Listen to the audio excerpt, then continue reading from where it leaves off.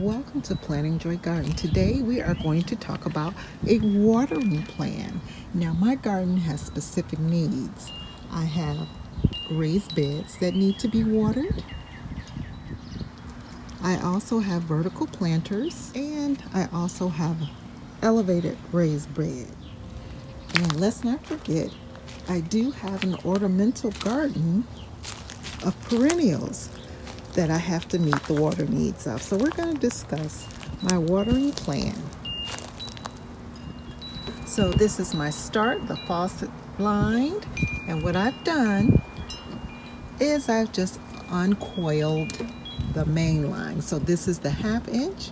The individual distributing lines are 1/4 inches and they'll go to the towers and the beds as I need it. But for now, I just want to get this main line pinned down so it's not a trip hazard. I use pins for my line, and I have to pull up my water lines every year because of the extreme cold. I am in a zone 5 garden. It's shaded, it's low lying, and I have a high water table.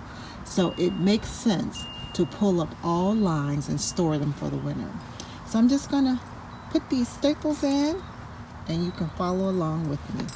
So I put the staples, I add the staples anywhere the water line crosses a pathway. And that's just to prevent it from being a trip hazard. And where I can go under any structure, I try to go under structure. So let's keep moving. So here I'm going to cross a pathway. So I'm going to pin down this line.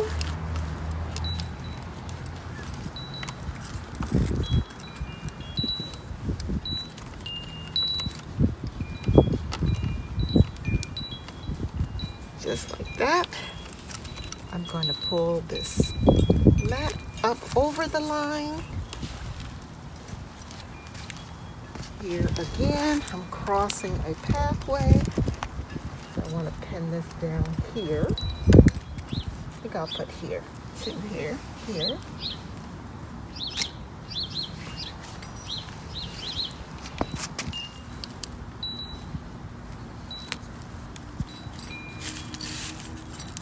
Put another one here because we're entering another pathway.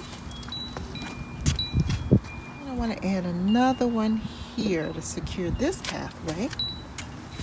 And right here, we'll pin down right here. And what I can do is ultimately I will bury this under some mulch just to ensure that it doesn't get away. And this is my terminal in, so there's no water that comes out of here. Okay, so here's the plan. Onions and garlic.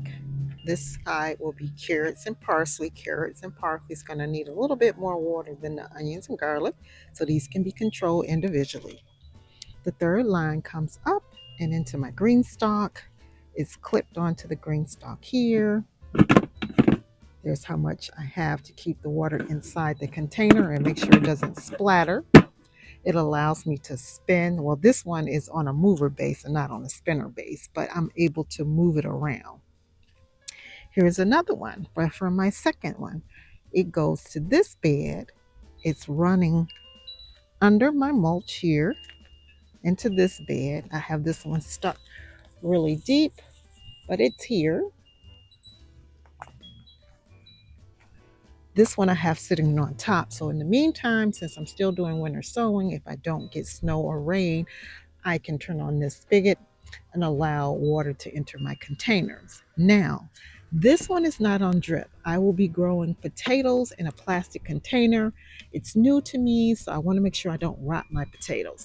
So I can simply turn on the system and sit it here for maybe 5 minutes or 2 minutes or 3 minutes, but I'll be making a decision on a daily basis on whether my potatoes and containers need water. They will not be on an automated system.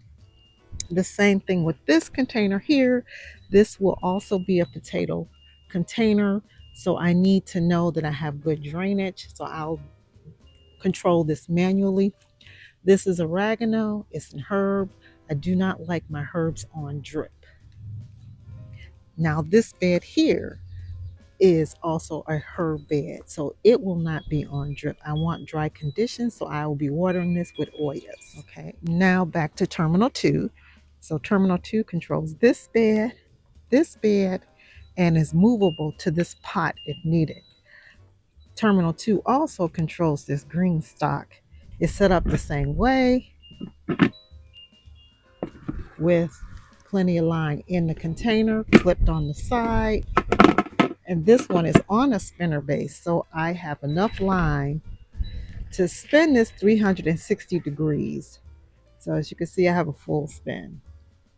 And if I get tight, I just spin in the opposite direction, but I know that I can spin this and not detach it. So this is perfect. So terminal 1 is controlling this green stock and the 2 emitters in that bed.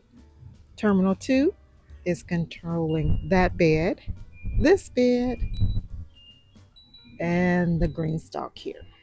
Terminal 3 has 4 emitters, 2 in this bed. This is going to be an onion bed. It's controlling this green stock. It's also, I'm able to rotate this one 360 degrees, but not a full turn. So these are, it can make a half turn in either direction. And I also have an emitter here for spinach, but this bed is also a self-watering bed. So hence I have one emitter, but I do have a way of releasing water if there's too much. I also have a float here to let me know how much water is in this bed. So there's one emitter there. So that is my watering plan for the 2026 growing season.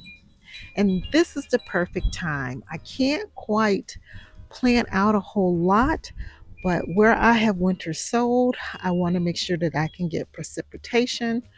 Also, I am doing some winter sowing using seed houses, so I want to make sure that my towers and my strawberries are getting water. So let's turn it on and make sure everything is working. Don't forget to like and subscribe if anything was helpful today. So everything is working, and we do have water flow from all of the terminals.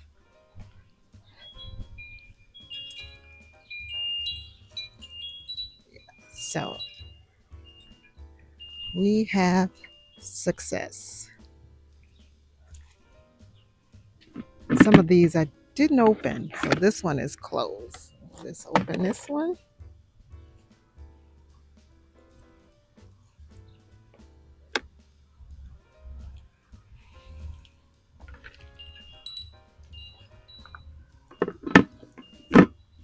And each terminal is adjustable according to where you are using it. Now for my perennial bed, I have selected perennials that are for my climate.